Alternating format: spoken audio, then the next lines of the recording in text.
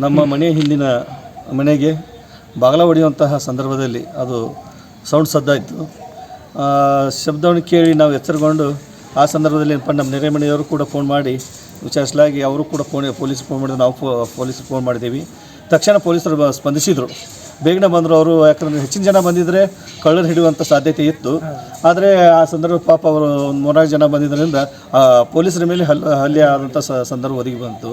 ಆದರೆ ಈ ಏರಿಯಾ ಹೆಂಗಿದೆಯಪ್ಪ ಅಂದ್ರೆ ಪೂರ್ತಿ ಏನಪ್ಪ ಅಂದ್ರೆ ಕತ್ತಲ ದಿನ ಕೂಡೈತಿ, ಬೀದಿದ ಲೈಟ್ ಇಲ್ಲ, ಆಮೇಲೆ ಕಳ್ಳ ಕಾಕರದ ಹಾವಳಿ ಜಾಸ್ತಿ ಆಗೈತಿ, ಕುಡುಕರ ಹಾವಳಿ ಜಾಸ್ತಿ ಆಗೈತಿ.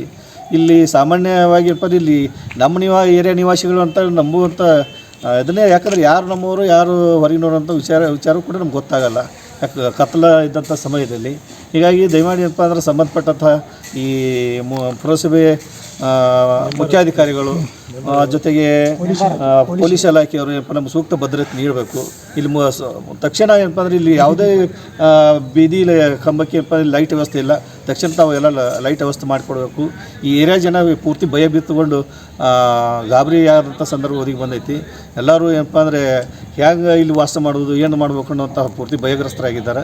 ದಯಮಾಡಿ ಏನಪ್ಪ ಸಂಬಂಧಪಟ್ಟಂತಹ ನಮ್ಮ ಪೊಲೀಸ್ ಇಲಾಖೆಯವರು ದಯಮಾಡಿ ಇದಕ್ಕೆ ಒಂದು ಸೂಕ್ತ ಕ್ರಮ ಕೇಳಬೇಕು.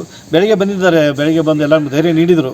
ಆದರೆ SP ಅವ್ರು ಬಂದಿದ್ರು, ಬೆಳಗ್ಗೆ SP ಅವ್ರು ಬಂದರು, CPI ಬಂದರು, DYSP ಅವ್ರು ಬಂದರು, ಎಲ್ಲರೂ ಬಂದಿದ್ದಾರೆ. ಆದರೆ ನಮಗೇನಾಗಿದೆಯಪ್ಪ ಅಂದರೆ ಇಲ್ಲಿ ಈ ಲೈಟ್ ವ್ಯವಸ್ಥೆ ಇಲ್ಲ.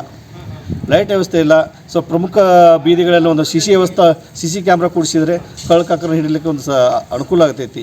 ಇವತ್ತು ಪೊಲೀಸರ ಮೇಲೆ ಹಲ್ಲೆ ಆಯಿತು, ಇನ್ನು ಜನಸಾಮಾನ್ಯ ಗತಿ ಏನು?